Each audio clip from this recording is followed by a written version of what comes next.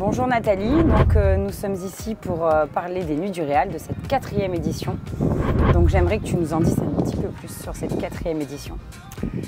Bien, cette 4e édition nous a permis de pouvoir confirmer notre festival. C'est vrai qu'on s'aperçoit qu'au fil du temps, tout ça prend forme et on commence à être connu et reconnu. Donc c'est un plaisir pour nous de pouvoir travailler dans ces conditions. Et sur cette 4e édition, comme les autres années, on a voulu apporter des soirées très diverses de manière à pouvoir finalement satisfaire des publics complètement différents.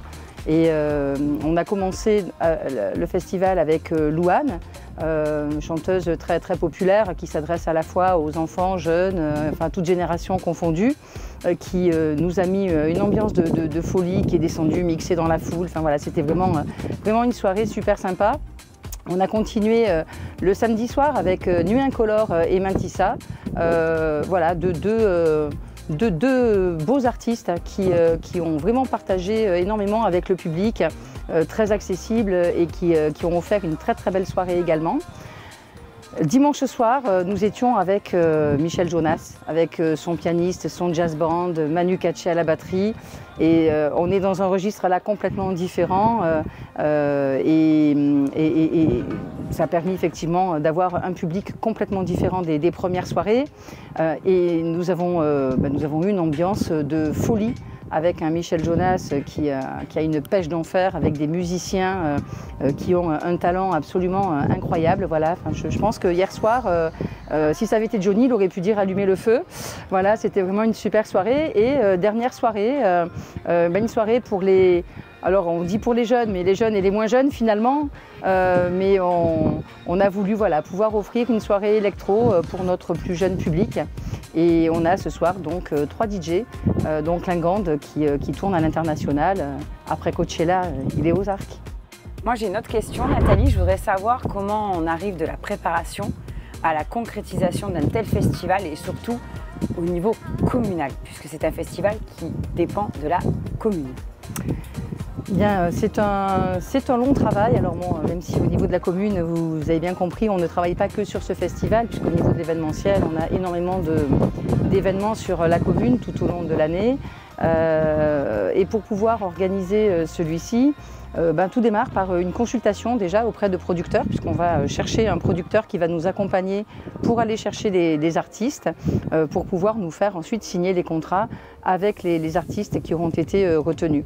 Donc ça, c'est tout le travail, je dirais, administratif qui va se faire et qui va s'étaler sur quelques mois. Et puis tous les préparatifs, l'organisation, monter les loges, faire venir la scène, organiser tout le catering au niveau des loges des artistes, prévoir les personnes dont on a besoin en amont pour faire le montage de tout ce qui touche au site du festival, le montage, le démontage bien sûr, et tous les bénévoles également, les agents et les bénévoles qui viennent se rendre disponibles pour pouvoir faire fonctionner ce festival pendant les 4 soirées. Et c'est vrai que à partir on va dire de 2-3 jours avant, la scène arrive. Là, on entre vraiment dans le vif du sujet. Et dès la veille du clap de départ de notre festival, tout s'accélère. Et ensuite, les équipes sont là en alternance, mais on a des équipes qui sont là le matin pour accueillir les artistes qui arrivent parfois avec des tourbus à 5 h du matin. Et tout au long de la journée, c'est une petite fourmilière avec des gens qui viennent mener les artistes d'un endroit à l'autre, qui viennent organiser de manière tout à fait pratico-pratique, l'installation des chaises pour un concert en place assise dans la partie fosse, la désinstallation parce que le lendemain on a besoin de la fosse.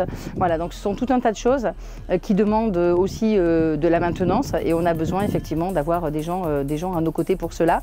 Donc moi je remercie les agents de la commune, tous ceux qui participent, je dirais du point de départ jusqu'au finalement au jour de l'événement et jusqu'à la fin de l'événement.